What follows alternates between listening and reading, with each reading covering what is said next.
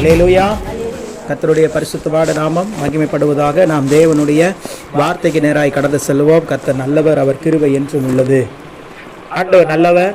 இந்த நாளிலும் கூட நமக்கு வார்த்தையை தந்திருக்கிறார். இம்மட்டுமாய் தேவனை துதித்து ஆராதனை செய்வதற்கு தேவன் உதவி செய்திருக்கிறார். அல்லேலூயா. நிச்சயமாக நீங்கள் இன்றைக்கு சபைக்கு வந்ததுக்காக நீங்கள் முதலாவது ஆண்டவருக்கு நன்றி செலுத்த வேண்டும். அல்லேலூயா.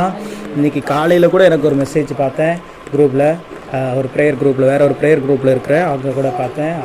ஒரு சகோதரர் மிகுந்த என்ன சொல்கிறது, ஒரு மன வாஞ்சை தேவ சமூகத்திலே தேவனுடைய வார்த்தையை கேட்பதில். அவருக்கெல்லாம் ஃபோன் பண்ணி பேசணும் அப்படின்னா ஃபோன்லேயே பிரசங்கம் பண்ண சொல்லுவார். அல்லேலூயா. பிரதர் கொஞ்சம் மனசு ஆறுதலாக இருக்கட்டும், ஏதாவது ஆண்டவருடைய வார்த்தையை சொல்லுங்க பிரதர் அப்படிம்பார். அந்த மாதிரி வார்த்தையின் மீது வாஞ்சையாக இருக்கிற சகோதரர். ஆனால் அவரால் நடக்க முடியாது. என்னது, அவரால் நடக்க முடியாது. பக்கவாதம் போன்ற ஒரு காரியத்தினால அவரால் உட்கார முடியும், படுக்க முடியும், ஆனால் அவரால் எரிஞ்சு நடக்க முடியாது. அவரை கூட்டிகிட்டு போய் சபைக்கு கூட்டிகிட்டு வருவதற்கும் ஆட்கள் கிடையாது. திருமணம் ஆகலை, அவருக்கு அப்படிப்பட்ட சூழல் இருக்கிறதுனால அவர் திருமணம் செய்து கொள்ளலை. அவருடைய தம்பி மனைவி தான் அவங்க பார்த்துக்கிறாங்க. இருந்தாலும் அவர்கள் ரட்சிக்கப்படாதவங்களா இருக்கிறதுனால இவர் ஏதோ ஒரு சூழல்ல ஆண்டவரை அறிந்திருக்கிறார், ரட்சிக்கப்பட்டிருக்கிறார். ஆனால் ஒவ்வொரு வாசம் அவர் சொல்லுவார், எனக்கெல்லாம் பிரதர், அவர் சொல்லும் போதே ரொம்ப இதாக இருக்கும், பிரதர் எனக்குலாம் சர்ச்சைக்கு போகிறதுக்கு ஆசையாக இருக்குது பிரதர் அப்படிம்பார். அலையிலே நம்ம சவுத்துலலாம் சொல்லுவாங்க பாருங்க, அப்படி பேசும்போதே அந்த உணர்வை வெளிப்படுத்துகிற பவர் சவுத்தில் இருக்கிறவங்களுக்கு ரொம்ப உண்டு. திருநெல்வேலிக்காரங்க, கன்னியாகுமரிக்காரங்க, தூத்துக்குடிக்காரங்கிட்டலாம் நீங்கள் பேசுனீங்கன்னா அப்படியே அவங்க வாயே பார்த்துட்டு இருக்கலாம். அலையிலுமே அவங்க பேசும்போதே எந்த விதமான கோபத்தை வெளிப்படுத்துறதுலையும் சரி, அன்பை வெளிப்படுத்துறதுலையும் சரி, அந்த பேசுகிற அந்த வார்த்தையிலேயே அவங்களுடைய உணர்வுகளை நம்மளால் புரிந்து கொள்ள முடியும். அப்படி அவர் சொல்லுவார், பிரதர் சர்ச்சைக்கு போகணுன்னு ஆசையாக இருக்குது பிரதர். நான் சொல்லுவேன், நான் அவங்க கூட இருந்தேன்னா கூட என்ன பண்ணுவேன், நான் அவங்கள ஏதாவது ஒரு வண்டியை வச்சாவது சர்ச்சைக்கு கூட்டிகிட்டு வருவேன். ஆனால் நானும் இப்போ நான் இங்கே அரியலூரில் இருக்கிறேன், அதனால் ஜெபம் பண்ணுங்க பிரதர் அப்படின்னு சொல்லுவேன். அப்போது பாருங்க, எவ்வளவு அதாவது பணம் இருக்குது, பணம்லாம் குறைவில்லை. அவங்களுடைய தம்பி கவர்மெண்ட் ஸ்டாஃபு, தம்பி மனைவியும் கவர்மெண்ட் ஸ்டாஃபு, பணங்களுக்கெல்லாம் குறைவில்லை, வசதி வாய்ப்புகள் இருக்குது. எப்பவுமே ஏசி ரூமில் தான் இருப்பார், நல்ல உணவு வகைகள் எல்லாமே இருக்குது. ஆனாலும் அவர் வாழ்க்கையில் ஒரு வெறுமை பாருங்கள், சபைக்கு போக முடியல. அல்லேலூயா. கார் இருக்குது, 2 கார், 1க்கு 2 கார் வெளியில் நிற்குது. அவர் சொல்லுவார், எல்லாமே எனக்கு இருக்குது பிரதர், ஆனால் ஆண்டவருடைய சபைக்கு மட்டும் என்னால் போக முடியாத ஒரு சூழலாக இருக்குது அப்படின்னு சொல்லிட்டு வருத்தப்பட்டு சொல்லுவார். அப்போ நான் நினைப்பேன், நம்மளுக்கெல்லாம் நல்ல 2 காலை கொடுத்துருக்கிறாரு, நம்ம காலை பார்த்துக்குங்க. அல்லேலூயா. கால்கள் நன்றாக இருக்கும்போதே கர்த்தருக்காக என்ன பண்ணிருங்க, அதை பயன்படுத்திடுங்க. கண்கள் நல்லா இருக்கும் போதே நல்லா பைபிளை படிக்க ஆரம்பிச்சிருங்க. ஒரு அம்மா எனக்கு தெரியும், ஊட்டியில் குன்னூரில் இருக்கிறாங்க, இப்பவும் அந்த தாயார் இருக்கிறாங்க. அவங்க பேர் எஸ்தர் ராணி. யூடியூப் சேனல்லாம் இருக்குது. அவங்களுக்கு பார்வையற்றவர்கள், அவங்க பிறந்ததுலேருந்தே பார்வை கிடையாது. ஆனால் அந்த பிளைண்ட்ஸுக்கெல்லாம் படிப்பாங்களே, அந்த மாதிரியே படித்து அவங்க பைபிள் படித்து இன்னைக்கு அற்புதமாய் பிரசங்கம் செய்கிறார்கள். அல்லேலூயா. எங்கேருந்து அவங்களுடைய சேனலில், யூடியூப் சேனலில் அவங்களுடைய செய்தியை பார்ப்பேன். ஒரு குறிப்பிட்ட காலம் நான் சாத்தூர் பகுதியில் நான் ஊழியம் செய்யும் போது அவர்கள் எங்கள் பணித்தளத்துக்கு வந்திருந்தாங்க, டீமாக வந்திருந்தாங்க. ஊட்டியிலிருந்து அவங்க ஒரு 10-15 பேர் ஒரு பெரிய வண்டி எடுத்துக்கிட்டு அங்கே சுற்றி இருக்கிற கிராமங்களுக்கெல்லாம் ஊழியம் செய்யணும்னு சொல்லி வந்திருந்தாங்க. அப்போ பார்த்தேன் அந்த தாயார் அவ்வளோ வல்லமையாக என்னுடைய பிரசங்க ஸ்டைல்லாம் அவங்கள பார்த்து நான் கற்றுக்கிட்டது தான். பாயிண்டாக சொல்கிறது, இது எல்லாமே அவங்க தான் எனக்கு ஒரு முன்மாதிரி, அவங்க தான் எனக்கு ஒரு ரோல் மாடல் மாதிரி. பார்வையே இல்லைங்க, ஆனால் அவ்வளோ அழகாக அற்புதமாக வார்த்தைகளை சொல்லுவாங்க. கரெக்ட். மார்க் 11ஆம் அதிகாரம் 27ஆம் வசனம் அப்படின்பாங்க. அவங்க சொல்லும் போதே ரொம்ப ஆசையாக இருக்கும். அப்போ நான் நினைப்பேன், பார்வையே இல்லை, கண்ணே இல்லாதவங்க கூட இன்னைக்கு பைபிளை படித்து முடித்து இன்னைக்கு பிரசங்கம் பண்ணுறாங்க. அல்லேலூயா. நமக்கு கண் இருக்குது, கையில் பைபிள் இருக்குது, ஆனால் படிக்க நேரம் இல்லை. அல்லேலூயா. கண் இருக்குது, கையில் பைபிள் இருக்குது, ஆனால் படிப்பதற்கு என்ன இல்லை, நேரம் இல்லை. இன்னைக்கு நல்ல டெக்னாலஜி வளர்ந்துருச்சு. படிப்பறிவு இல்லாதவங்க கூட என்ன பண்ணிடலாம், ஃபோனில், ஆண்ட்ராய்டு ஃபோனில் ஒரு ஆடியோ பைபிளை நம்ம டவுன்லோட் பண்ணிக்கிட்டு அழகாக அதை போட்டுட்டு அந்த வார்த்தையை கேட்கலாம். எங்கள் மாமா அப்படி பண்ணிட்டு இருக்கிறார். மோசஸ் கணேஷ் இருக்கிறார் இல்லையா, நம்ம கூட இருந்தார் இல்லையா, அவர் படிப்பறிவு கிடையாது, ஆனால் அவருக்கும் வார்த்தையை கேட்கணும் அப்படின்னு ரொம்ப ஆர்வம் அதிகம். அவர் என்கிட்ட கேட்டு ஆடியோ பைபிளை டவுன்லோட் பண்ணி டெய்லியும் ஒரு நாளைக்கு நம்ம பைபிள் படித்தா எப்படி 5 அதிகாரம் 10 அதிகாரம் படிப்போமோ அது மாதிரி 5 அதிகாரம் 10 அதிகாரம் பைபிளை போட்டுவிட்டு அந்த வார்த்தையை கேட்டுக்கொண்டே இருக்கிறார். அல்லேலூயா. அப்போ பாருங்க, ஜனங்கள் படிப்பறிவு இல்லாதவர்கள், கண் இல்லாதவர்கள், நடக்க முடியாதவர்கள் எல்லாம் தேவனுடைய வார்த்தையின் மீது எவ்வளவு வாஞ்சையோடு இருக்கிறாங்க, தேவனுடைய சபைக்கு போவதில் எவ்வளவு ஆசையா இருக்கிறாங்க அப்படிங்கறத நாம் முதலாவது புரிந்து கொள்ள வேண்டும். ஏன் இப்படிப்பட்ட ஜனங்களை எல்லாம் தேவன் நம்மளை பார்க்க வைக்கிறாரு, அவர்களெல்லாம் கேட்க வைக்கிறாரு அப்படின்னா, அவர்களுக்கு அப்படிப்பட்ட குறைவோடு நான் வச்சிருக்கிறேன். அப்படி இருக்கும் போதே அவர்கள் என்னை தேடுகிறார்கள் என்று சொன்னால், உனக்கு நான் ஒரு குறைவும் இல்லாமல் வச்சிருக்கிறேன் அப்படின்னா, நீ என்னை அவர்களை விட அதிகமாய் தேட வேண்டும். அல்லேலூயா. அவர்களை விட அதிகமாய் நீ என்னில அன்பு கூற வேண்டும், அவர்களை விட அதிகமாய் நீ என்னை நேசிக்க வேண்டும் என்று சொல்லி தேவன் விரும்புகிறார். அல்லேலூயா. அதனால நான் எப்போதுமே நான் பலதரப்பட்ட மக்களை பார்க்கிறேன். 34 வயதுல பலதரப்பட்ட மக்கள், ஏழை, பணக்காரர்கள், கோடீஸ்வரர்கள், ஒன்றுமே இல்லாதவர்கள், வியாதியஸ்தவர்கள், பலவீனம் உள்ளவர்கள், பணம் இருந்து சரீரத்தில் சுகம் இல்லாதவர்கள், சரீரத்தில் சுகம் இருந்தும் பணம் இல்லாதவர்கள், பலதரப்பட்ட மக்களை தேவன் பார்க்க வைக்கிறார். இப்பதான் எனக்கு புரியுது இவங்களா ஏன் ஆண்டவர் பார்க்க வச்சிருக்கிறார் அப்படின்னு சொல்லி. அல்லேலூயா. அதனால நான் எதுக்காக இந்த பாயிண்ட சொல்றேன் அப்படின்னா, இன்னைக்கு நீங்க இந்த சபைக்கு வந்திருந்த ஆண்டவருடைய வார்த்தையை கேட்கறீங்க அப்படின்னா, இது பெரிய கிருபை. நீங்கள் கிருபை உள்ளவர்கள். அல்லேலூயா. அந்த கிருபை மட்டும் உங்ககிட்ட இல்ல, உங்களால இங்க ஆராதனைகளை வரவே முடியாது. ஏன்னா இன்னைக்கு சத்துரு அவ்வளவு போறான். அவன் 24 மணி நேரம் வேலை செஞ்சுட்டே இருக்கிறான். அவனுடைய வேலை ஒரே ஒரு வேலை தாங்க. நமக்கு தான் பல வேலை, ஆனா பிசாசுக்கு ஒரே ஒரு வேலை. என்ன வேலை? ஆண்டவருடைய சமூகத்துக்கு நம்மளை வரவிடாம பாத்துக்கணும். நம்ம என்ன பண்ணலாம்? ஆண்டவருடைய சமூகத்துக்கு வரவிடாம பாத்துக்கிறது தான் அவனுடைய வேலை. அவன் 24 ஹவர்ஸ் வேலை செஞ்சுட்டே இருக்கிறான். ஆனாலும் அவனுடைய வேலை உங்ககிட்ட பலிக்கல. பாத்தீங்களா? அல்லேலூயா. ஏன்னா நீங்க கிருபை பெற்றவர்கள். கர்த்தர் உங்க கூட இருக்கிறார். கர்த்தர் உங்கள் குடும்பத்தில் இருக்கிறார். எந்த சத்துருவும் உங்களை தடை செய்ய முடியாது. தேவனை நீங்கள் தேடுவதை தடை செய்வதற்கு எந்த சத்துருவும் எத்தனிக்க முடியாது. ஏனென்றால் கர்த்தரால் கிருபை பெற்ற சந்ததியாக நீங்க இருக்கிறீங்க. அல்லேலூயா. அப்ப நான் தான் யோசிச்சேன், இவ்வளோ பணம் இருக்குது, பொருள் இருக்குது, சொத்துக்கள் இருக்குது, ஆனாலும் அவரால் சபைக்கு வர முடியல. இன்னைக்கு நம்ம கிட்ட எதுவுமே இல்லை, ஆனாலும் நம்மளால் கர்த்தருடைய சபைக்கு வந்து தேவனை ஆராதிக்க முடியுது பாருங்க. அல்லேலூயா. அதனாலேயே நாம் கிருபை பெற்றவர்கள், அதனாலேயே நாம் ஆசீர்வதிக்கப்பட்டவர்கள். அல்லேலூயா. நாம் ஒரு வசனத்தை வாசிக்கலாம். இந்த மாதத்தினுடைய வாக்குத்தத்த வசனம் எசேக்கியேலின் புத்தகம் 12ஆம் அதிகாரம் 28ஆம் வசனத்தை வாசிக்கலாம். என் வார்த்தைகளில் ஒன்றாகிலும் இனி தாமதிப்பது இல்லை என்று கர்த்தராகிய ஆண்டவர் உரைக்கிறார். நான் சொன்ன வார்த்தை நிறைவேறும் என்று கர்த்தராகிய ஆண்டவர் உரைக்கிறார் என்று அவர்களோட சொல் என்றார். கண்களை மூடி செபிப்போ. வார்த்தையாகிய தேவனே எங்கள் மத்தியிலே வெளிப்படும். பிதாவாகிய வார்த்தையாகிய தேவன் எங்கள் மத்தியிலே வெளிப்பட்டு உங்கள் சித்தத்தை நிறைவேற்றி அருளும். இயேசுவின் நாமத்தில் பிதாவே. அல்லேலூயா. என் வார்த்தைகளில் ஒன்றாகிலும் இனி தாமதிப்பது இல்லை. இந்த மாதத்திலே தேவன் நமக்கு தந்த வாக்கு தத்தம் அதுதான். நான் உனக்கு கொடுத்திருக்கிற வாக்கு தத்தம் இதுவரை தாமதித்திருக்கலாம், ஆனா இனி அது தாமதிக்காது. அல்லேலூயா. ஆண்டவருடைய வார்த்தை மிக தெளிவாக சொல்லப்பட்டிருக்கிறது. நான் அவர்களுக்கு சொன்ன வார்த்தை நிறைவேறும் என்று கர்த்தர் உரைக்கிறார் என்று அவர்களோட சொல். நீ போய் நீ சொல்லாத, நீ அவங்களை ஆறுதல் படுத்த வேண்டியதில்லை, நீ அவங்களை தேர்தல் படுத்த வேண்டியதில்ல. கவலைப்படாதீங்க பிரதர், சிஸ்டர், கவலைப்படாதீங்க. கர்த்தர் உங்களுக்கு வாக்குத்தத்தம் பண்ணி இருக்கிறாரு, அவர் நிறைவேற்றுவார்னு நீ ஒன்னும் சொல்ல வேண்டாம், நான் சொன்னேன்னு போய் சொல்லு. அல்லேலூயா. எப்படி இருக்குது பாருங்க. அந்த வார்த்தையை கேட்கும் போது அது தேவ சமூகத்துல இருந்து அந்த ரேமாவாக நீங்க பெற்றுக்கொள்ளும் போது அது ரொம்ப அந்த அனுபவம் சூப்பரா இருக்கும். ஆண்டவருடைய சமூகத்துல தேவ சபை மக்களுக்காக ஆண்டவருடைய வார்த்தை கேட்கும் போது அவர் சொன்னார், நீ போய் அவங்களை ஆறுதல் படுத்த வேண்டாம், தேர்தல் பட வேண்டாம், கலங்காதீங்க, தீக்காதீங்க, அதெல்லாம் ஒண்ணு பரவாயில்ல, விடுங்க. ஆண்டவர் பார்த்து அதெல்லாம் ஒண்ணு வேண்டாம், நான் சொன்னேன்னு போய் சொல்லு, இனி தாமதிக்காது. அல்லேலூயா.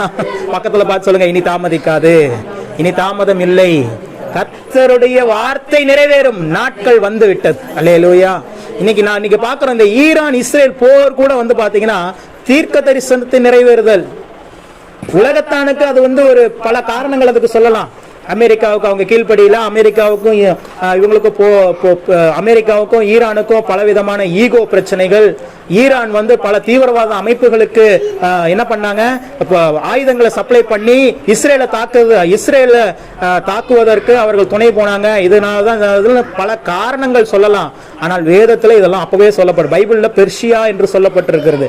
பெர்ஷியா தேசத்து ராஜா, பெர்ஷியா தேசத்தான் அப்படின்னு சொல்றது எல்லாமே யாருன்னா ஈரான். இன்னைக்கு இருக்கிற ஈரான் தான் அப்போ பெர்ஷியா, அதுக்கப்புறம் பேர் மாறி வந்துருச்சு. அல்லேலூயா.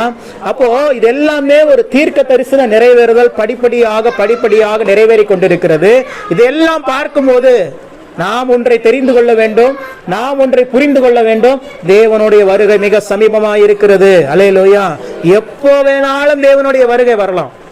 நம்ம எதிர்பார்க்குற மாதிரி இன்னும் 100 ஆண்டுகள்லாம் போகுமாங்கிறது எனக்கு டவுட் தான். அல்லேலூயா. என்னுடைய விசுவாசம்லாம் என்னுடைய நாட்கள்லேயே தேவனுடைய வருகை இருக்கும். ஆமாம், இது ஜாகினுக்கு அப்புறம் ஜாகினுடைய பிள்ளைய பார்க்குற ஆசையில் எனக்கு இல்லை. அல்லேலூயா. ஏன் அப்படின்னா தேவனுடைய வருகை அவ்வளோ சீக்கிரமாக இருக்கும். நான் இப்போ வரப்போ வண்டியில் சொல்லிட்டு வந்தேன், அவன் எங்கே பார்த்தாலும் விஜய் கொடி பறந்துச்சுன்னா, அப்பா அங்கே பாருப்பா விஜய் கொடி, தளபதி கொடி அப்படின்பா. அப்போ நான் சொல்லுவேன், பாடுறா தளபதி ஆட்சிக்கு வந்தாருன்னா தாய்மாமன் மோதிரம் கொடுக்குறாராண்டா.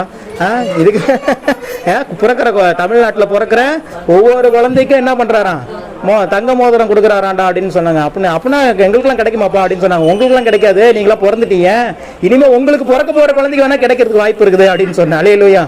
நானே குழந்தைப்பா, எனக்கு எப்படிப்பா குழந்தை பிறக்குங்கிறான். அல்லேலூயா. அப்போ அவனுக்கு புரியுது பாருங்களேன், என்ன நடக்குது, என்ன சொல்றோம் அப்படிங்கிறது அவனுக்கு புரியுது. எங்க பறந்தாலும் அந்த கொடியை பார்த்தாங்கன்னா அவனுக்கு புரியுது, அதுதான் விஜயோடைய கொடி அப்படின்னு சொல்லி.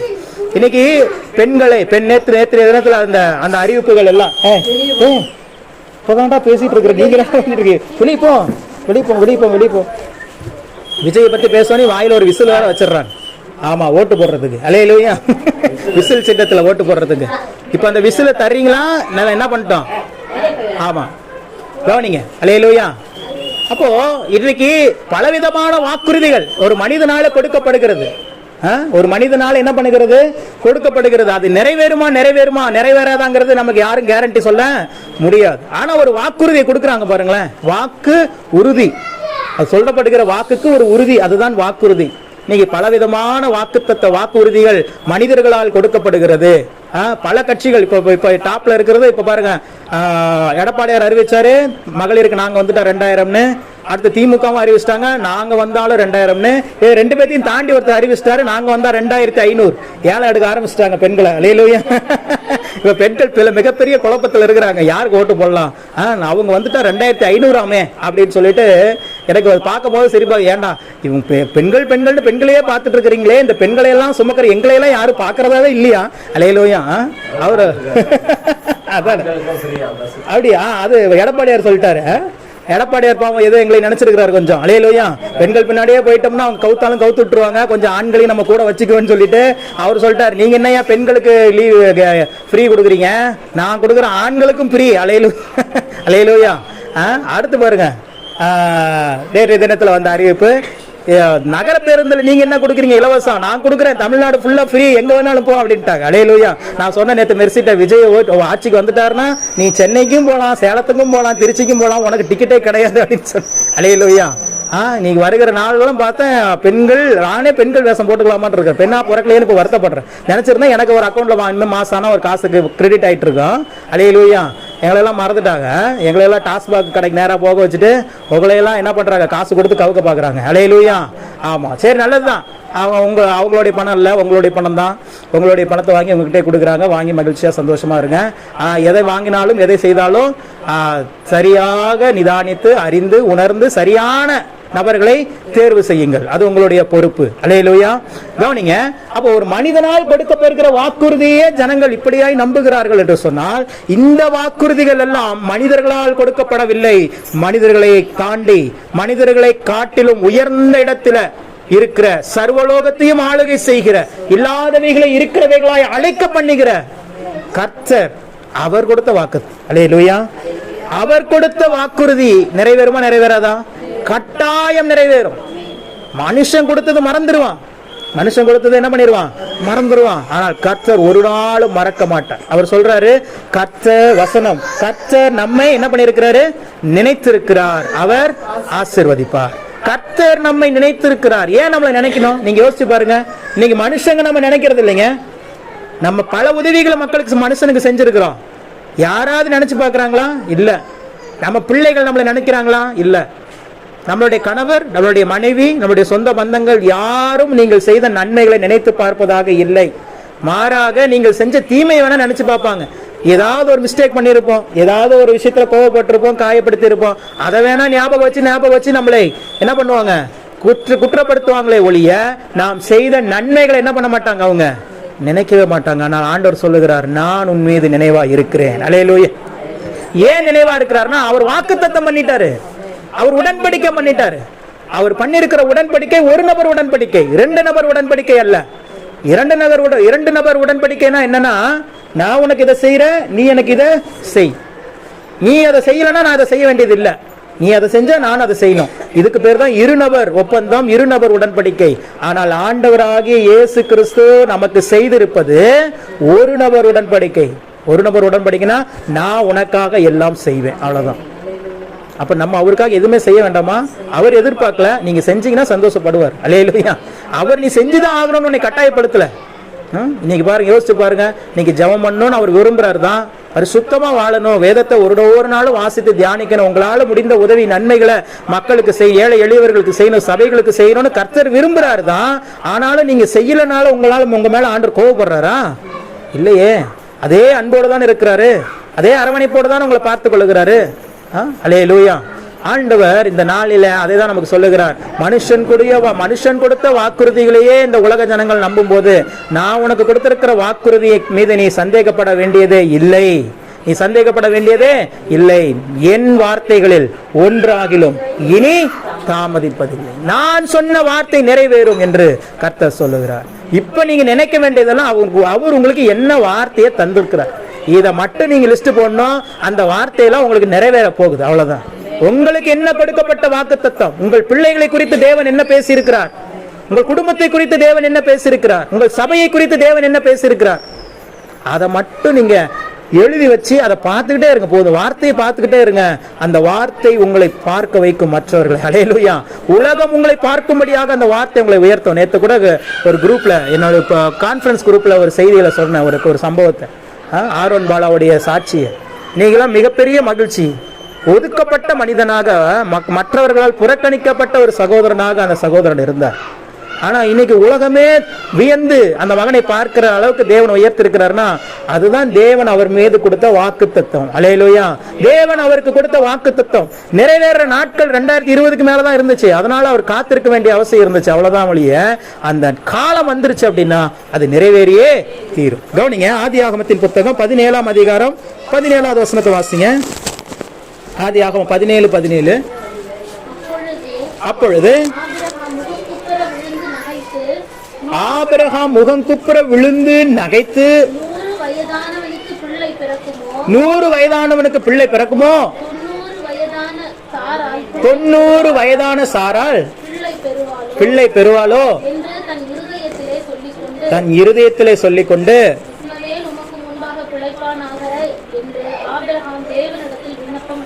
கவனிங்க, இந்த இடத்துல என்ன நடக்குது? அதுக்கு மேல் வசனத்தை வாசிக்க. 16. ஆண்டவர் பேசுகிறார். ஆண்டவரே ஆபிரகாமோடு பேசுகிற ஒரு சம்பவம் தான் அது. நான் அவனை ஆசீர்வதித்து, அதாவது சாராளாலே உனக்கு ஒரு குமாரனையும் தருவேன், அவள் ஜாதிகளுக்கு தாயாகவும்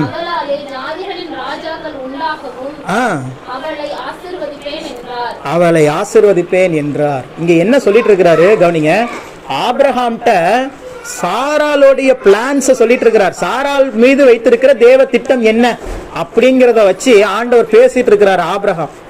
ஆபிரகாம்கிட்ட ஆண்டவர் பேசிட்டு இருக்கிறார். தேவனே நேரடியா வந்து பேசிட்டு இருக்கிறார். எப்பா, சாரா, இனிமே அவ பேர் சாராய் கிடையாது, அவர் பேர் சாராள். ஏன் அப்படின்னா, அவள் ஜாதிகளுக்கு தாயாய் மாறப்போகிறாள். பூமியினுடைய ராஜாக்களே இனி எங்க இருந்து வர போறாங்களா? சாராள் இடத்துல இருந்து தான் வரப்போறாங்க அப்படின்னு சொல்லி பேசிட்டு இருக்கிறாரு. மிகப்பெரிய பிரம்மாண்டமான தேவ திட்டத்தை குறித்து பேசுகிறார். பூமியில் இருக்கிற ஜனங்கள்னு அங்க சொல்லல, பூமியில் இருக்கிற ராஜாக்கள். வார்த்தையை நோட் பண்ணிக்கணும். ஆண்டவர் எவ்வளவு ஒரு மேன்மையான ஸ்தானத்துல உங்களை வச்சிருக்கிறாருன்னு பாருங்களேன். இப்படி பேசிட்டு இருக்கிறாரு. ஆனா இந்த ஆபிரகாம் என்ன பண்றாரு பாருங்க, முகம் குப்புற கீழே விழுந்து, ஆள் முகம் குப்புற கீழே விழுந்தா பரவாயில்ல சாஸ்தாங்காம பண்ணிடுறாருன்னு பார்த்தா அவருக்கு சிரிப்பு வந்துருச்சு சொன்ன உடனே. அதைத்தான் இப்படித்தான் நம்ம அப்படி பாத்தீங்கன்னா தான் உங்களுக்கு புரியும். அங்க அவர் வந்து நின்னுகிட்டு, சாராள் வந்து பாரு, ஜாதிகளுடைய அமெரிக்க அதிபர்ல இருந்து, இந்தியா அதிபர்ல இருந்து, சீனா அதிபர்ல இருந்து எல்லாரும் சாராளோட வயிற்றுல இருந்தா வர போறாங்க அப்படின்னு ஆபிரகாம் பார்த்து சொன்னோடனே, ஆபிரகாம் பார்த்துட்டோம்னா திடீர்னு சிரிப்பு வந்துருச்சு, குங்குமுறை விழுந்துட்டான். அவருக்கு முன்னாடி நேருக்கு நேரம் சொல்லக்கூடாது, சிரிக்க கூடாதுன்னு முகம் குப்புற விழுந்து நகைக்கிறான். வசனமே அப்படிதான் சொல்லுது. ஆண்டவர் எவ்வளவு டென்ஷனா இருப்பாரு. ஏண்டா உன்னை ஆசீர்வதிச்சு நீ ஒண்ணுமே பண்ணல, நான் உனக்கு பண்றேன்னு சொல்லி வந்து சொன்னா நீ உட்காந்து சிரிச்சிட்டு இருக்கிறியா அப்படின்னு கோபம் வரல. ஆனா ஆண்டவர் பாருங்க எவ்வளவு மென்மையான ஆண்டவரா, எவ்வளவு அன்பான ஆண்டவரா, எவ்வளவு அமைதியா அந்த இடத்துல செயல்படுறாரு பாருங்க. இவன் அங்க சாராளை குறித்து தேவன் பேசி கொண்டிருக்கிறார். இவர் தலைவர் என்ன பண்றாரு, இஸ்மவேலும் உமக்கு முன்பாக பிழைப்பானா. அவர் என்ன பேசிட்டு இருக்கிறாரு, நீங்க என்ன பேசிட்டு இருக்கிற? யோசிக்க மாட்டோமா? ஆண்டவருக்கு எவ்வளவு கோவம். நம்ம சொல்லுவோம்ல, ஏங்க குழம்புல உப்பு போடலாமா, உப்பு கரெக்டா இருக்குதான்னு கேட்கும் போது, அந்த சட்டையை அயன் பண்ணியான்னு கேட்கும் போது நமக்கு எப்படி இருக்கும்? நான் என்ன கேட்டேன், நீ என்ன சொல்லிட்டு இருக்கிற, கேட்கறமோ இல்லையா வீட்டுல? ஆனா ஆண்டவர் அப்படிலாம் ஆபிரகாம்கிட்ட கேட்கல, பொறுமையா இருக்கிறார். ஏன் இஸ்மவேல் இந்த இடத்துல ஆண்டவர் கொண்டு வர்றாரு தெரியுமா? உங்களுக்கு யாருக்கா புரியுதா இந்த இடத்துல என்ன பேசப்படுகிறது? தம்பிங்களா, உங்க சேனையை கொஞ்சம் வெளியே வச்சுக்கிட்டீங்கன்னா பரவாயில்ல. தயவு செய்து இந்த சேனையை எப்படியா வீட்டிலே விட்டு வரதுக்கு பாருங்க. ஏதாவது ஒன்று பண்ணி. ஆமாம், ஜாகின் வெளியே போ, இல்லைன்னா அமைதியாக இங்கே உட்காரு. இங்கே வந்தால் நீங்கள் அமைதியாக இருக்கணும், ஆனால் அமைதியாக இருக்க மாட்டீங்க தெரியும். ஆமாம், தனியாக இருந்தால் அமைதியாக இருப்பாங்க, கூட்டு சேர்ந்துட்டு அமைதியாகவே இருக்க மாட்டான். அல்லேலூயா. கவனிங்க, இந்த இடத்துல சாராளை குறித்து தேவன் சொல்லப்படுகிற தேவ திட்டம் ஒரு பக்கத்தில் ஓடிட்டு இருக்குது, எழுதப்பட்டு கொண்டு இருக்குது. இந்த இடத்துல இஸ்மவேலை குறித்து ஆபிரகாம் சொல்லுவதற்கான நோக்கம் என்ன? உங்களுக்கு ஏதாவது புரியுதா? கொஞ்சம் டீப்பா யோசிச்சு பாருங்களேன். புரியுதா? சாராளுக்கு ஒரு குழந்தை பிறக்கும். அப்ப யாரை குறித்து பேசிக் கொண்டிருக்கிறார்? இன்னும் ஷார்ட்டா சொல்லணும் அப்படின்னா ஈசாக்கை குறித்து தேவன் பேசிக் கொண்டிருக்கிறார். இவன் ஏன் இஸ்மவேலும் உமக்கு முன்பாக பிழைப்பானாகன்னு பேசுறான்? அதுவும் அவனோட பிள்ளைதான்ல. எனக்கு இருக்கிறது இப்ப கண்ணுல பாக்குற மாதிரி இருக்கிறது என் பிள்ளை யாரு? இஸ்மவேல் தான். அது அவன் ஈசாக்கு நீங்க எப்ப தெரியுங்களோ தாங்காம ஆசீர்வதிக்க படட்டும் படட்டும் படாம போகட்டும். இப்ப ஒருத்தன் உயிரோட வந்துட்டான் பாருங்க, இஸ்மவேல். அவனை பாருங்க சார், அங்க அப்புறம் பாத்துக்கலாம் சார். வராத ஒன்ன பாத்துக்கிட்டு இருக்கிறத விட வந்ததை கொஞ்சம் பிளஸ் பண்ணி விடுங்கன்னு கேக்குறான். அவ்விசுவாசம். என்னது? அவ்விசுவாசம். அதனாலதான் அங்க அப்புறமா நீங்க 5 ஏக்கர் நிலத்தை வாங்குறதா இருக்கட்டும், இப்ப ஆல்ரெடி இருக்கிற நிலத்தை அடமானம் வச்சிருக்கீங்களா, அது எப்ப லோன் கட்டுவீங்க அப்படின்னு கேட்கிற மாதிரி இருக்கிற இஸ்மவேலை என்ன பண்ணுங்க, கொஞ்சம் ஆசீர்வதிச்சு விடுங்கப்பா அப்படின்னு. ஆனா ஆண்டவர் என்ன பண்றாரு, அந்த ஜெபத்தையும் கேட்கிறார். பதில், ஆண்டவருடைய பதில் என்ன? இஸ்மவேலும் உமக்கு முன்பாக பிழைப்பானாக என்று சொன்ன பிறகு அடுத்து வாசிங்க. அப்பொழுது தேவன் இப்ப பாருங்க, நீ என்னதான் ரூட்டை மாத்தி கொண்டு போனாலும் நான் பேசுறத பேசிக்கொண்டேதான் இருப்பேன். நான் சாராளை குறித்து பேசணும்னு திட்டம் வச்ச சாராளை குறித்து தான் பேசணும்னு சொல்லி திரும்பவும் ஆண்டவர் எங்கதான் வராரு? சாராள்கிட்ட வந்து நிக்கிறாரு. மனைவியாகிய சாராள் நிச்சயமா. இந்த இடத்துல ஒரு வார்த்தையை ரெவன் பண்றாங்க. ஏன்னா ஆண்டவர் புரிஞ்சுக்கிட்டாரு, சோ இவனுக்கு விசுவாசம் இல்லப்பா, இவன் என்ன பண்றான், நான் ஈசாக்க பத்தி பேசிட்டு இருக்கிறேன், இவன் இஸ்மவேலை பிளஸ் பண்ண சொல்லி என்கிட்ட கேட்டுட்டு இருக்கிறான், இவனுக்கு ஒரு உறுதியை கொடுக்கணும்னு சொல்லிட்டு இப்பதான் அந்த வார்த்தையை பயன்படுத்த உன் சாராள், உன் மனைவியாகிய சாராளுக்கு நிச்சயமாய் சத்தியம் பண்ணிட்டார். நிச்சயமாய் உனக்கு ஒரு குமாரனை பெறுவாள், அவனுக்கு ஈசாக்கு என்று பெயரிடுவாயாக, என் உடன்படிக்கையை அவனுக்கும் பின்வரும் அவன் சந்ததிக்கும் நித்திய உடன்படிக்கையாக ஸ்தாபிப்பேன். அடுத்து இஸ்மவேலுக்காகவும் நீ செய்த விண்ணப்பத்தை கேட்டேன். போதும். அவர் உங்களுடைய பிரேயர்ஸ் தள்ளுகிறதெல்லாம் இல்ல. அவர் ஒரு காரியத்துக்காக உங்களை ஜெபிக்க வச்சு கொண்டு போயிட்டே இருப்பாரு. ஆனா நீங்க ஒரு குறிப்பிட்ட காரியத்தை வச்சுக்கிட்டு ஜெபம் பண்ணிட்டே இருப்பீங்க. அப்போ இந்த ஜெபத்தை தள்ளிட்டு அந்த ஜெபத்தை அப்படிலாம் இல்ல, இந்த ஜெபத்துக்கும் பதில் வரும். ஆனா அவர் என்ன நினைச்சாரோ அதுதான் ஃபர்ஸ்ட். அல்லேலூயா. அவர் ஈசாக்கை குறித்து பேசிக் கொண்டிருக்கிறார். அவன் நகைக்கிறான், சிரிப்பு வந்துருச்சு, தாங்க முடியல, நகைச்சு சரி வேற ஏதாவது ஆண்டவரே வந்திருக்கிறார், வேற ஏதாவது முக்கியமான பாயிண்ட்டுக்காக பிரேயர் சொல்லுவேன்னு சொல்லிட்டு இஸ்மவேலும் உமக்கு முன்பாக பிழைப்பானாக என்று சொல்லி அவன் ஜெபிக்கிறான். உடனே ஆண்டவருடைய பதில் வருகிறது, உன் மனைவியாகிய சாராள் நிச்சயமாய் உனக்கு ஒரு குமாரனை பெறுவாள், அவனுக்கு ஈசாக்கு என்று பெயரிடுவாயாக என்று சொல்லி அவனை நீ எப்படி நடக்கணுங்கிற அந்த ஷெட்யூலை சொல்லி கொண்டிருக்கிறார். அல்லேலூயா. அவனை கர்த்தருடைய வார்த்தைக்குள்ள, அந்த கர்த்தருடைய நியாயத்துக்குள்ள, கர்த்தருடைய கட்டளைக்குள்ள அவனை காத்து நடக்கும்படி நீ செய்ய. இஸ்மவேலுக்காக நீ பண்ண ஜெபத்தையும் நான் கேட்பேன், நான் கேட்டிருக்கிறேன், அதையும் நான் என்ன பண்ணுவேன், அந்த ஜெபத்துக்கும் பதில் தருவேன் அப்படின்னு ஆண்டவர் பேசுகிறார். அல்லேலூயா. சரி, இந்த இவர்தான் இப்படி நகைச்சாரு. இந்த அம்மா என்ன பண்ணாங்க வாசிங்க. 18-11 ஆதியாகமம் 18ஆம் அதிகாரம் 11ஆம் வசனம். இப்ப நேரடியா ஸ்பாட்டுக்கே வந்துட்டார், சாராள்கிட்டே வந்துட்டார். அவன் புருஷன்ட்ட உன்னை பத்தி சொல்லிட்டே இருந்தா அவன் சிரிக்கிறான். சரி உங்ககிட்ட வந்து சொல்றேன்ட்டு வந்திருக்கிறார். இப்ப என்ன சொல்ற நடக்குதுன்னு பாருங்க. ஆகையால் உள்ளத்திலே நகைத்து. அதுக்கு மேல் வசனம், ஆபிரகாமும் சாராளும் வயது சென்று முதிர்ந்தவர்களாய் இருந்தார்கள். ஸ்திரீகளுக்குள்ள வழிபாடு சாராளுக்கு நின்று போயிற்று. இங்க ஒரு லாஜிக்கலா ஒன்னு யோசிக்கிறாங்க. அடுத்து தொடர்ந்து வாசிங்க. ஆகையால் உள்ளத்திலே நகைத்து. சாராளும் புருஷன் எப்படியும் பொண்டாட்டியும் அப்படியே இருக்குது பாரு. ஒரு வீட்டுல பாருங்களேன், ஹஸ்பண்ட் எப்படி ரியாக்ட் ஆகாங்களோ அப்படியே மனைவியே இருப்பா. அல்லேலூயா. ஆமா, அவர் எப்படி பண்ணாரோ அதே மாதிரியே பண்ணுது பாருங்க. இந்த அம்மா சாராளம்மா என்ன பண்ணுது? இருதயத்துல நகைத்து. அதுவும் சிரிப்பு வந்துருச்சு. ஏன் அவங்களுக்கு சிரிப்பு வருதுன்னா, அவங்கள பாட்டிஸ், அவங்கள தாத்தாஸ், அவங்க கிட்ட போய் குழந்தைய பத்தி பேசினா அவங்களுக்கு விசுவாசம்லாம் வராது, சிரிப்பு தான் வரும். அல்லேலூயா. இன்னைக்கு நீங்க இவ்வளவு பெரிய கடன் நெருக்கடியில் இருப்பீங்க, கடன் பிரச்சனை இருப்பீங்க. உங்களை வந்து பார்த்துட்டு உன்னைய நீ ஒரு பேங்க் ஆரம்பிக்க போறேன்னு சொன்னா எப்படி இருக்கும்? சிரிப்பு வருமா வராதான்? வந்துருச்சு வந்துருச்சா? அப்ப பேங்க் ஆரம்பிச்சிருங்க, சீக்கிரமா எதிர்பார்க்கலாம். பவித்ரா பேங்க் லிமிடெட் ஆரம்பிக்கிறோம். அல்லேலூயா. ஏன் முடியாது? உலகத்தான் ஒருவரால முடியும் அப்படின்னா தேவ பிள்ளைகளால முடியாதா? கட்டாயம் முடியும், கட்டாயம் முடியும். ஏற்கனவே ஒருத்தருடைய சாட்சி நான் சொல்லியிருக்கிறேன். ஈக்விடாஸ்ல பேங்க் இருக்குது தெரியுமா உங்களுக்கு? ஈக்விடாஸ்ங்கிறது ஒரு மகளிர் சுய உதவி குழுவா ஆரம்பிக்கப்பட்ட ஒரு பினான்ஸ். இன்னைக்கு அது பேங்க். எப்படி மாறினுச்சு? அவர் எப்படி வந்தாரு? அவர் தமிழ்நாட்டுக்காரர். தமிழ்நாட்டில் அவருடைய வீட்டு பத்திரத்தை அடகு வச்சு 10 லட்ச ரூபா பணத்தை எடுத்துட்டு வந்து மகளிர்களுக்கெல்லாம் என்ன பண்ணாரு? 5000 10,000 பணத்தை கொடுத்து தனிநபரா ஈக்விடாஸ் சொல்லி ஒரு தனியா ஒரு ஸ்மால் பினான்ஸா வச்சு ரன் பண்ணிட்டு இருந்தாரு. வீட்டு கையில காசுலாம் இல்ல, வீடு இருந்துச்சு, வீடு அடமானம் வச்சாரு. வீடு அடமானம் வச்சு 10 லட்ச ரூபா பணம் கிடைச்சிச்சு. அதை வந்து ஃபைனான்ஸ் பண்ணாரு. அவருடைய லாஜிக் என்னன்னா, பெண்களுக்கு கொடுத்தா கரெக்டா வந்துரும். பெண்களுக்கு பணத்தை கொடுத்தா அவங்க என்ன பண்ணுவாங்க? கரெக்டா ஏமாத்தாம கொடுத்துருவாங்கிற நம்பிக்கையில மகளிர் சுய உதவி குழுவா ஆரம்பிச்சு 5000 கிட்டத்தட்ட ஆயிரக்கணக்கான பெண்களுக்கு பணத்தை கொடுத்தார். அவர்களும் கரெக்டா கட்டி முடிச்சாங்க. ஏன் கரெக்டா கட்டி முடிப்பாங்க? 5000 கொடுத்து 5000 கரெக்டா கட்டினா அடுத்து என்ன கிடைக்கும்? சும்மாலாம் கரெக்டா கட்ட மாட்டாங்க. அலையில 50,000 ரூபாய் ஃபர்ஸ்ட் கொடுக்குறாங்க சார், இது கரெக்டா கட்டிட்டு அடுத்து 1 லட்ச ரூபா தருவாங்க. அதனால நம்ம எண்ணம்ல எதுலதான் இருக்கோம்?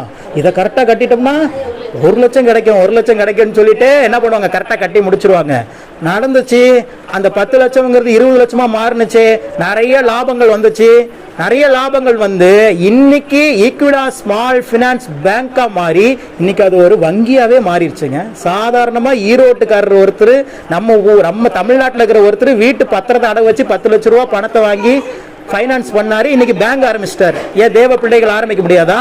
கண்டிப்பா முடியும். நீங்க விரும்புறது இல்ல. அதான் ஆண்டவர்கிட்ட மோகன் சேனா ஒரு தடவை கேட்டாராம், ஏன் ஆண்டவரே நீங்க தான் சர்வ வல்லமையுள்ள தெய்வம், நீங்க சர்வ வல்லமையுள்ள தெய்வம், உங்க பிள்ளைங்க, உங்களை ஆராதிக்கிற பிள்ளைங்களை தான் நீங்க தேசத்துல உயர்த்தி வைக்கணும். இன்னைக்கே ரிலையன்ஸ்காரங்க, அம்பானில இருந்து, அதானில இருந்து, ஐசிசி பேங்க் ஓனர்ல இருந்து புறஜாதி ஜனங்கள் ஏன் உயர்த்தப்பட்டிருக்கிறாங்க? ஏன் தேவ பிள்ளைகள் உயர்த்தப்படல? நீங்க நியாயப்படி பார்த்தா நீங்க தானே உலகத்துக்கே ராஜா. அப்ப நீங்க தானே, உங்க பிள்ளைகளை தானே உயர்ந்திருக்கணும் தேசம் எங்கும் அப்படின்னு சொல்லி கேட்கும் போது, அப்ப ஆண்டவர் சிம்பிளா பதில் சொன்னாராம், அவங்க கேட்கல, நான் கொடுக்கல அப்படின்ட்டாரா. அல்லேலூயா. அவங்க கேட்டிருந்தா என்ன பண்ணிருப்பேன்? அவங்க எதிர்பார்க்கவே இல்லை. அவங்களுக்கு தெரிஞ்சதெல்லாம் ஒரு ஏக்கர்ல ஒரு இடம், 2 மாடியில் ஒரு பில்டிங்கு, பிள்ளைகளுக்கு ஒரு நல்ல ஸ்கூலு, சாப்பாடுறதுக்கு நல்ல சாப்பாடு, ஒரு காரு. இதுலயே ஒரு வட்டத்துக்குள்ளேயே என்ன பண்ணிட்டாங்க தேவ பிள்ளைகள்? அவங்கள முன்குறிச்சுக்கிட்டாங்க. ஆனா அவன் பாருங்க, உலகத்தான் தேவனையே அறியாதவன். அவனுடைய எண்ணங்கள் விஸ்தாரமாக இருந்தது. அவன் இன்னைக்கு நினைச்சதை அச்சீவ் பண்ணிட்டு இருக்கிறான் யூனிவர்சல் அப்படி. அப்பதான் மோகன் நான் புரிஞ்சுக்கிட்டாராம். அப்போ தேவ பிள்ளைகள் தேவனிடத்துல சரியா கேட்கறது இல்ல. ஆண்டவரே இந்த வயிற்று வலி போயிட்டோம், ஆண்டவரே இந்த தலைவலி மாறி இருக்கட்டும், ஆண்டவரே இந்த மாமியார் தொல்லை நீங்கட்டும், இதுதான் நம்மளுடைய ஜெபமா இருக்குதே ஒழிய மேற்கொண்டு அடுத்து நம்ம ஜெபிக்கிறதா இல்லவே இல்ல. நான் சொல்றேன், நீங்கள் தான் வங்கி ஊழியர்கள் அல்ல, வங்கி மேலாளர்களும் அல்ல, வங்கி ஓனர்கள். அல்லேலூயா. நீங்கள் அப்படிலாம் நீங்க ஜெபம் பண்ண ஆரம்பிச்சிட்டீங்கன்னா தான் பரவாயில்லையே, நம்ம பிள்ளையாதுன்னு ஆண்டருக்கே டவுட் வந்துடும். அல்லேலூயா. தேவ பிள்ளைகள் அப்படிதான் ஜெபிக்கணும். பிரம்மாண்டத்தை குறித்து பேசுகிறார். இதெல்லாம் பைபிள் இருக்குதா பிரதர்? அவன் என்ன கேட்டு இருக்கிறான்? ஈசாக்கு சாராள் ஒரு குழந்தை கேட்டு இருக்கிறான். என்ன கேட்டு இருக்கிறான்? அடியனுக்கு என்ன தருவீர்? ஒரே ஒரு குழந்தை கொடுத்துட்டீங்கன்னா தப்பிச்சிருவேன். ஏன்னா எனக்கு பல ஆயிரம் லட்சக்கணக்கான சொத்துக்கள் இருக்கிறது, பல நூறு கணக்கான வேலையாட்கள் இருக்கிறாங்க, வேலைக்காரிகள் இருக்கிறாங்க, ஆடுகள் இருக்கிறது, மாடுகள் இருக்கிறது, வெள்ளியும் பொன்னும். ராஜாக்களே இவனை பார்த்து பயப்படுகிறார்கள். ராஜாக்கள் யாரை பார்த்து பயப்படுறாங்க? எதிர் வருகிற ராஜாக்கள் ஆபிரகாமை பார்த்து பயப்படுகிறார்கள். ஆனா அவனுக்கு என்ன இல்ல? எப்படிப்பட்ட ஒரு குறைய வச்சுட்டாரு பார்த்தீங்களா? அப்போ ஒரு குழந்தை தாங்கன்னு ஆண்டவர் கேட்டுட்டு இருக்கிறாரு. ஆண்டவர்கிட்ட அவன் கேட்டுட்டு இருக்கிறான். ஆண்டவர் சொல்றாரு, பூமியினுடைய ராஜாக்களே உன் வயிற்றுல இருந்து தான் வரப்போகுது சாராள். அவளுக்கு சிரிப்பு வந்துருச்சு, சிரிச்சுட்டா. அவனாவது ஒத்துக்கிட்டு இருப்பான், அவன்கிட்ட கேட்கல. இங்க அடுத்த சம்பவத்தை நடக்குது பாருங்க, வாசிங்க. 18ல 11க்கு அப்புறம். அப்பொழுது கர்த்தர் ஆபிரகாமை நோக்கி, சாராள் நகைத்து, கம்ப்ளைண்ட் பண்றாரு. யார்கிட்ட? ஆபிரகாம். ஐயோ ஆபிரகாம், என்ன ஆபிரகாம், நீ தான் சிரிச்சன்னு பார்த்தா உன் மனைவியாவது ஒழுங்கா இருக்குன்னு பார்த்தா அதுவும் உன்ன மாதிரியே சிரிக்குதுப்பா அப்படின்னு சொல்லி கம்ப்ளைண்ட் பண்றாரு. சொல்லுங்க. ஆபிரகாம் சாராள் ஆபிரகாமை பார்த்து, சாராள் நகைத்து, நான் கிழவியா இருக்க பிள்ளை பெறுவது மெய்யோ என்று சொல்வானேன். இதுதாங்க வார்த்தை. கர்த்தரால் ஆகாத காரியம் உண்டோ? முற்புவ காலத்திட்டத்தில் உன்னிடத்திற்கு திரும்ப வருவேன். அப்பொழுது சாராளுக்கு ஒரு குமாரன் இருப்பான் என்றார். கப்ஸ் அடிச்சிருச்சு. சண்டை போட்டுட்டு இருக்காங்க பாருங்க. அப்பெல்லாம் பாருங்க, ஜீசஸ் யெகோவா தேவன் எப்படி எல்லாம் வந்து தேவ பிள்ளைகளோட பேசிட்டு இருக்கிறாரு பாருங்க. சாராள் சண்டையே போட்டுட்டு இருக்குது. நம்ம சாராள் பாருங்க, எல்லாரையும் ஆபிரகாமை ஏமாத்துற மாதிரி ஆண்டவரே ஏமாத்தலாம்னு நினைச்சிருச்சு. பல மனைவிகள் அப்படி இருக்கிறாங்க. நமக்கு தெரியாததா? இங்க யாரும் இல்ல, வெளியாட்களை சொல்றேன். அல்லேலூயா. அங்க ஆண்டவர்கிட்ட நகைச்சிட்டு, ஐயோ நான் நகைக்கவே இல்லை. ஆண்டவர்கிட்ட கேட்டாரா? ஏன் நகைச்சன்னு கேட்டாரா? கேட்கல. ஆனா அதான் ஒரு சில தவளை தன்வாயால் கெடும். இதை எடுத்தியான்னு நம்ம கேட்கறதுக்குள்ள, ஏங்க இதை நான் எடுக்கவே இல்லையேங்க அப்படிங்கும் போதே டவுட் வந்துடும். அப்ப நீ தான் எடுத்திருக்கிற. நம்ம வீட்டுல ஒரு ஆள் இருக்குது, அச்சையா, ஈஸியா கண்டுபிடிச்சிடலாம். இவங்கள போராடுவாங்க, இந்த துணி யார் இங்க போட்டது, அந்த பேக்கை யார் அங்க வச்சதுன்னு கேட்கறதுக்கு நான் ஈஸியா கண்டுபிடிச்சிருவேன். அதுவா வந்து சொல்லிடுறேன், டாடி நான் அதை எடுக்கவே இல்லை டாடி அப்படின்ற. அப்ப நீ தான் எடுத்திருக்கிற. டாடி அதை நான் வாங்கவே இல்லை டாடி. நீ தான் வாங்கியிருக்கிற, கன்ஃபார்ம் ஆயிருச்சு. அல்லேலூயா. அந்த பயம், அது பெண்களுக்குள்ளே இருக்கிற ஒரு பதட்டம். அவங்க வந்து உண்மையே விரும்புறவங்க, அதனால அவங்களுக்கு பொய் சொல்ல தெரியாது. அவங்க தப்பு பண்ணாலும் ஈஸியா மாட்டிக்குவாங்க. அல்லேலூயா. ஆனா ஆண்கள் அப்படி அல்ல, அப்படியே ஆப்போசிட் ஆனவங்க. இந்த இடத்துல நகைச்சிட்டா, ஆனாலும் ஆண்டவர்கிட்ட சொல்றா, நான் நகைக்கவில்லை. பயந்து சொல்றா, நான் நகைக்க இல்லை. ஆண்டவர் சொல்றாரு, நான் ஆபிரகாம் இல்ல, நான் ஆண்டவர். நீ நகைச்சது உண்மை, பரவாயில்ல, நகைச்சாலும் நகைச்சிட்டு போ. உற்பவ காலத்திட்டத்துக்குள்ள நான் வருவேன், நான் திரும்பி வருவேன். அவர் சொல்றாரு, திரும்பி வருவேன். அப்போ சாராள் நிச்சயம் ஒரு குமாரனை, சாராளுக்கு ஒரு குமாரன் இருப்பான். அவ்வளவுதான், வாக்குத்தத்தம் கொடுத்துட்டாரு. ஏன் சாராளால் இதை நம்ப முடியல அப்படின்னா, அதுக்கு மேல் வசனம் 10வது வசனம். அப்பொழுது அவர், ஒரு உற்பவ காலத்திட்டத்தில் நிச்சயமாய் உன்னிடத்திற்கு திரும்ப வருவேன். அப்பொழுது உன் மனைவியாகிய சாராளுக்கு ஒரு குமாரன் இருப்பான் என்றார். 10, 18, 10 வாசிக்கிறீங்க.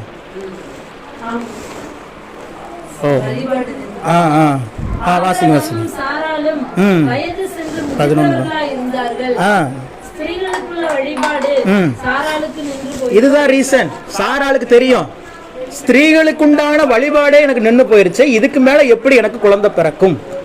லாஜிக்கலா திங்க் பண்ண ஆரம்பிச்சிட்டாங்க, வேற ஒண்ணுமே இல்ல. அவ சிரிச்சதுக்கு காரணம் என்ன? வந்ததுதான் வந்தீங்க, பார்க்கத்தான் சொன்னதான் சொன்னீங்க, ஒரு வருஷத்துக்கு முன்னாடி சொல்றது இப்ப எல்லாம் நின்னு போயிருச்சு. நின்னு போன பிறகு எங்க இருந்தியா குழந்தை வரும் அப்படின்னு ஆண்டவர்கிட்ட கேட்க முடியாதுல்ல. அதுக்கு பதிலா என்ன பண்ணிட்டாங்க, அவங்க சிரிச்சுட்டாங்க. ஆண்டவர் ஒரு சில காரியங்கள் நின்று போகிற வரைக்கும் காத்துதான் வெயிட் பண்ணுவார் அவரு. அல்லேலூயா. ஏன் அப்படின்னா, உங்க நம்பிக்கை அது மேலேயே இருக்கும். உங்க நம்பிக்கை அது மேலேயே இருக்கும். அதனால அந்த நம்பிக்கை நீங்கணும். அந்த நம்பிக்கை என்ன பண்ணணும்? நீங்கணுங்கிறதுக்காகவே ஆண்டவர் வெயிட் பண்ணுவார். லாசர் செத்து போனது ஆண்டவருக்கு தெரியாதா? தெரியும். ஏன் 4 நாள் வெயிட் பண்றாரு? அவர்களுடைய விசுவாசம் என்ன அப்படின்னா, வியாதியா இருக்கிற லாசருவை தேவன் வந்து சுகப்படுத்த முடியும் என்கிற விசுவாசம் தான் அவங்களுக்குள்ள இருந்துச்சே ஒழிய, அவன் செத்து போனா கூட உயிரோட இயேசுவால எழுப்ப முடியுங்கிற விசுவாசம் அங்க யாருக்கும் இல்ல. அந்த விசுவாசத்தை கொண்டு, அந்த விசுவாசத்தை ஏற்படுத்த வேண்டும் என்பதற்காகத்தான் ஆண்டவர் இன்னும் 4 நாள் வெயிட் பண்றார். செத்துட்டானா சாப்பிட்டு விடுங்க, நான் வந்து எழுப்பிக்கிறேன். அல்லேலூயா. 4 நாள் கழிச்சு வர்றார். 3 நாள் கூட இல்ல. ஏன் 3 நாள் இல்ல அப்படின்னா, யூதர்களுக்குள்ள ஒரு நம்பிக்கை உண்டு. என்ன அப்படின்னா, ஒருத்தர் அவங்க மரிச்சிட்டாங்க, அவங்கள போயிட்டு அடக்கம் பண்ணிட்டோம் அப்படின்னா அந்த அவங்களுடைய ஆவி வந்து அந்த கல்லறையே 3 நாள் சுத்திக்கிட்டே இருக்குமா அப்படின்னு அவங்களோட நம்பிக்கை. அல்லேலூயா. நீங்க உடனே நினைச்சுக்காதீங்க அப்படியா அப்படின்ட்டு. நம்ம ஆளு எதை சொன்னாலும் உடனே கம்முன்னு நம்பிடுவாங்க. அவங்க செத்து போயிட்டாங்கன்னா அந்த கல்லறைக்குள்ள அந்த 3 நாள் அந்த ஆவி வந்து என்ன பண்ணுவான், சுத்திக்கிட்டே இருக்கும் அப்படின்னு அவங்களுடைய நம்பிக்கை. திடீர்னு 2வது நாளோ 3வது நாளோ வந்து லாசருவே வெளியே வான்னு சொல்லி உயிரோடு எழுப்பிட்டா கூட இந்த யூதர்கள் என்ன நினைச்சிருப்பாங்க அப்படின்னா, ஆமா 3 நாள் அந்த ஆவி அப்படியே தெரிஞ்சிட்டு இருந்துச்சுல்ல, இயேசு வந்து சொன்னோனே உள்ள பூந்து வந்துருச்சுன்னு நினைப்பாங்க. அப்படிங்கிறதுக்காக நினைச்சிருவாங்கிறதுக்காகவே ஆண்டவர் அந்த 3 நாளும் வெயிட் பண்ணி 4வது நாள் வருகிறார். ஏன்னா அந்த 3 நாள் முடிஞ்சிருச்சுன்னா அவங்களுடைய நம்பிக்கை முழுவதும் அற்று போயிட்டு, அவ்வளவுதான், இனி சான்ஸே இல்லை, இனி வாய்ப்பே இல்லை. எப்போ உங்க வாழ்க்கையில இனி வாய்ப்பே இல்லைன்னு ஒரு சிச்சுவேஷன் வருதோ அப்பதாங்க வாய்ப்புகள் உங்களுக்கு உண்டாகும். அல்லேலூயா. எப்போ உங்க வாழ்க்கையில இனி என்னால ஒண்ணுமே செய்ய முடியாது, அவ்வளவுதான் பாஸ் எல்லாம் முடிஞ்சிச்சு நீங்க நினைக்கிறீங்களோ அப்பதான் உங்க வாழ்க்கையில ஆசீர்வாதத்தின் தொடக்கமே உண்டாகும். இன்னைக்கு உலகம் சொல்லலாம், சுத்தி இருக்கிற மனிதர்கள் சொல்லலாம், உன் லைஃப் அவ்வளவுதான், இனி மேல வர முடியாது, உன் பிள்ளைகளுடைய வாழ்க்கை அவ்வளவுதான், இனி அவ்வளவுதான், காலம் கடந்துருச்சு, வயசு கடந்துருச்சுன்னு சொல்லலாம். நான் சொல்றேன், இனிமேதாங்க ஆசீர்வாதமே உங்களுக்கு. அல்லேலூயா. இனிமேதான் நல்ல நேரமே. இனிமேல் தான் உங்களுக்கு பக்கத்துல பார்த்து சொல்லுங்க, இனிமே தான் உங்களுக்கு நல்ல நேரம், நல்ல நேரம் பிறந்துருச்சு, குடுக்குடுப்புக்கார் நல்ல காலம் பிறந்துருச்சுங்கிறாங்களா? அவனுக்கு தெரிஞ்சிருச்சு பாருங்க, அவன் சொல்றான் நல்ல காலம் பிறந்துருச்சுன்ட்டு. அல்லேலூயா. நடந்துச்சா வாக்குத்தத்தம்? வாசிங்க ஆதியாகமம் 21:1-3 முடிச்சிடலாம். ஆமா, கர்த்தர் நல்லா கவனிச்சுக்கோங்க. வாக்கு நீங்க நீங்க அண்டர்லைன் பண்ண வேண்டிய ஒரு விஷயம், கர்த்தர் தாம் சொல்லி இருந்தபடி, அதை நல்லா அண்டர்லைன் பண்ணிக்கோங்க. சாரான் பேரில் கடாட்சமானார். கர்த்தர் தாம் உரைத்தபடியே சாராளுக்கு செய்தருளினார். ஆபிரகாம் முதிர் வயதா இருக்கையில் சாராள் கர்ப்பவதியாகி, தேவன் இப்பயும் இந்த அண்டர்லைன் பண்ண வேண்டிய வார்த்தை, தேவன் குறித்த காலத்திலே, குறித்திருந்த காலத்திலே அவனுக்கு ஒரு குமாரனை பெற்றாள். அப்பொழுது ஆபிரகாம் தனக்கு சாராள் பெற்ற குமாரனுக்கு ஈசாக்கு என்று பெயரிட்டார். வாக்குத்தத்தம் நிறைவேணுச்சா? லாஜிக்கலா நிறைவேணுச்சா? லாஜிக்கல் என்ன? சாராளுக்கு எல்லா ஸ்திரீகளுக்கு உண்டான வழிபாடுகள் நின்று போயிருச்சு, இனி குழந்தை பெறுவதற்கு வாய்ப்பு இல்லை. இதுதான் லாஜிக், இதுதான் உண்மை, இதுதான் சூழ்நிலை லைவா பாக்குறது. ஆனால் 18:11 வாக்குத்தத்தமா சொன்னாரு. அவர் சொன்னார், நான் திரும்பி வருவேன்னு சொல்லிட்டு போனவரு எப்ப வந்தாரு? ஆதியாகமம் 20ஆம் அதிகாரத்துல 1வது வசனத்துல வந்துட்டாரு. 20ஆம் அதிகாரம் 1ஆம் வசனத்துல என்ன பண்ணிட்டாரு? வந்துட்டார். தாம் சொல்லி இருந்தபடியே, தான் உரைத்தபடியே, சொல்லுங்க, தான் சொல்லி இருந்தபடியே, தான் உரைத்தபடியே. அவ்வளவுதான். வாக்கு தத்தங்கள், சொல்லி இருந்த வாக்கு தத்தங்கள் நிறைவு. அடுத்த வாரத்துல இருந்து பிள்ளைகள் அனுமதி இல்லை சபையில். என்னால முடியலடா சாமி, அவனுக்கு கத்துறதை விட கொஞ்ச நேரம் அமைதியாவது இறக்கம் பாராட்டுறாங்களா? இல்ல. யாராது இந்த டுமில் டுமில் யாரு? அவனை கூப்பிட்டு கொஞ்சம் அமைதியா இருக்க சொல்லு. அவ்வளவுதான், ஒரு 5 நிமிஷம். ஜாகினை கூப்பிடுங்க, அவன் தான் கொள்ளை கூட்ட தலைவனா இருப்பான். அவனை தனியா தலைவனை காலி பண்ணிட்டா இங்க வா. ஈரான்ல தலைவன் ஒருத்தர் இருந்தார், காமேனின்னு சொல்லி, அவரை தான் அமெரிக்கா ஃபர்ஸ்ட் தூக்குனுச்சு. அது மாதிரி ஒன்னே இங்க அந்த கூட்டத்துல இருந்து தூக்கி எடுத்துட்டோம்னா மற்றதெல்லாம் கொஞ்சம் ஆப் ஆயிரும். இன்னொரு கொள்ளை கூட்ட தலைவன் ஒருத்தர் இருக்கிறான், இவனை தம்பி, அவனை ஒன்றும் பண்ண முடியாதுனால. அல்லேலூயா. இவனாவது கேட்பான் சொல்ற பேச்சு, அவன் திருப்பி அடிப்பான் சொன்னா ஏதாவது. அல்லேலூயா. கவனிங்க, சாராளுக்கு கடாட்சமானார். வசனம் என்ன சொல்லுது? குறித்த காலத்திலே. சாராள் பேரில் இங்கிலீஷ்ல போட்டிருக்குது, God visited Sarah. அல்லேலூயா. சந்தித்தார். தேவன் சாராளை சந்தித்தார். நீங்க சொல்லுங்க, தேவன் என்னை சந்திக்கிறார். இன்னைக்கு தேவன் உங்களை சந்திக்கிறார். அல்லேலூயா. ஒரு காலம் இருந்துச்சு, எந்த லாஜிக்கும் இல்ல, வாய்ப்பே இல்ல. அவர் சொன்ன வாக்கு தத்துவத்துக்கும் உங்க லைஃப்ல நடக்கிற சம்பவத்துக்கும் என்ன இல்ல? சம்பந்தமே இல்லதான். ஆனால் தேவன் தாம் சொல்லி இருந்தபடியே சாராள் மீது கடாட்சமானார். முதிர் வயதா இருந்த ஆபிரகாமுக்கு சாராள் 90வது வயதிலே கர்ப்பவதியாகி ஒரு பிள்ளையை பெற்றுக் கொடுக்கிறாள். அவளுக்கு ஈசாக்கு என்று பெயரிடுகிறார்கள். அல்லேலூயா. எந்த லாஜிக்கலையும் நம்பாதீங்க, எந்த லாஜிக்கலையும் நம்பாதீங்க. கர்த்தர் தந்த வாக்குத்தத்தத்தை மாத்திரம் நம்புங்கள். அவர் சொல்லி இருந்தபடியே, அவர் உரைத்தபடியே. இப்ப அப்படியே ஒரு விட கண்ணை மூடி உங்களுக்கு என்ன சொல்லி இருக்கிறாரு, உங்க பிள்ளைகளை குறித்து அவர் என்ன சொல்லி இருக்கிறாரு, உங்க குடும்பத்தை குறித்து என்ன சொல்லி இருக்கிறாரு, அப்படியே கண்களை மூடி நம்ம அப்படியே ஜெபிக்க போகிறோம். பிரசங்கம் முடிஞ்சிருச்சு. இப்ப ஜெபித்து அர்ப்பணிக்கிற நேரம். தேவ சமூகத்துல நீங்க எதிர்பார்க்கறது, நீங்க யோசிக்கிறதெல்லாம் ஒன்னே ஒண்ணுதான். அவர் சொல்லி இருந்தபடியே, அவர் உரைத்தபடியே. ஸ்திரீகளுக்குண்டான வழிபாடுகள் நின்று போகலாம், ஆபிரகாமினுடைய சரீரம் செத்ததை போல இருக்கலாம். அதெல்லாம் ஆண்டவருக்கு ஒரு முக்கியமே அல்ல.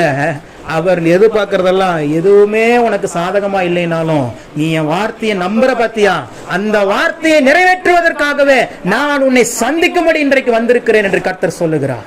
சாராள் மீது தேவன் கடாட்சமானார். இன்றைக்கு வந்திருக்கிற ஒவ்வொருவருடைய வாழ்க்கையிலும் தேவன் கடாட்சமாகிறார். தேவன் கடாட்சமாகிறார். தேவன் உங்களை சந்திக்கும்படி வந்திருக்கிறார். எதை பற்றியும் நீ கவலைப்பட வேண்டியதில்லை.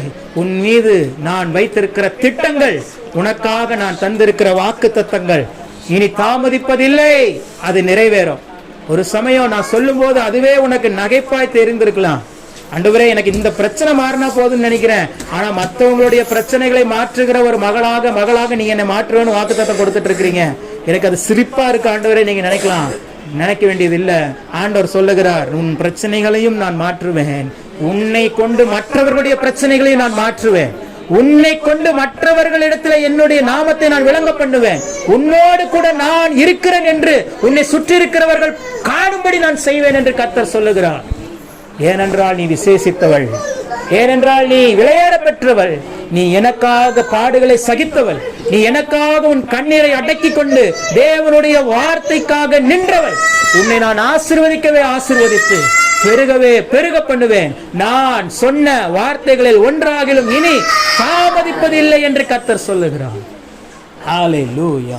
உமது நாமத்திற்கே கனமகிமை உண்டாவதாக. ஹோலி ஸ்பிரிட், ஹல்லேலூயா. சொன்னதை செய்யும் அளவும் என்னை கைவிடவே மாட்டீர். எத்தனை பேர் விசுவாசத்தோட சொல்றீங்க? நீர் எனக்கு சொன்னதை செய்யும் அளவும் என்னை கைவிடவே மாட்டீர். சொன்னதை செய்யும் அளவும் கைவிடவே மாட்டீர்.